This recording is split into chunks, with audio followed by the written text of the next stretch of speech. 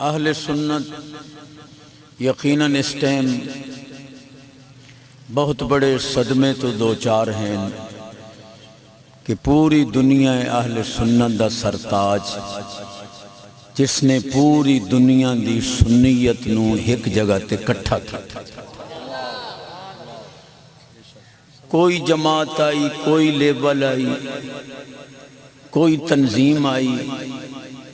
لیکن چونکہ ہن سارے اہل سنت دیاں ذیلی تنظیماں تو سب طاقت نو یک جا حضور دی عظمت دے جھنڈے تلے جائیں کٹھا کیتا ہے. او دا نام بابا خادم حسین اور او مشن دے کے گئے کہ کوئی مکتب فکر اس مشن نو ٹھکرا نہیں سکے تے نہ کوئی قیامت تک اس مشن نو ٹھکرا سکتا ہے. ہزار اختلاف کرسی مذہبی طور تے شاید او کوئی ہور رجحان رکھدا ہو سی، لیکن دل او دا گواہی دیندا ہے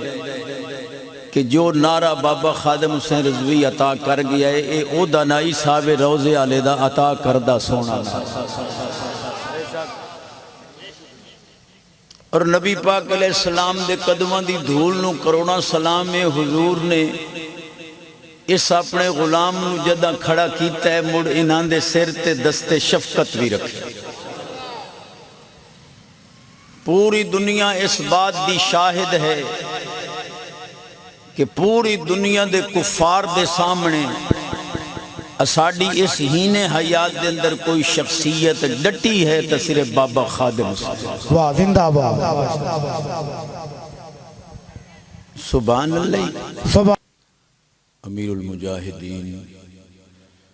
فنا فی اللہ و فنا فی الرسول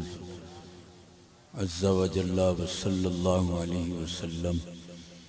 حضور سیدی سندی مأوائی ملجائی حضرت قبلہ بابا جی خادم حسین رضوی رحمت اللہ تعالی علیہ آپ دی پاک بارگاہ دے اندر خراج عقیدت پیش کرن واسطے اے حضور دے غلامہ دا عظیم اجتماع میں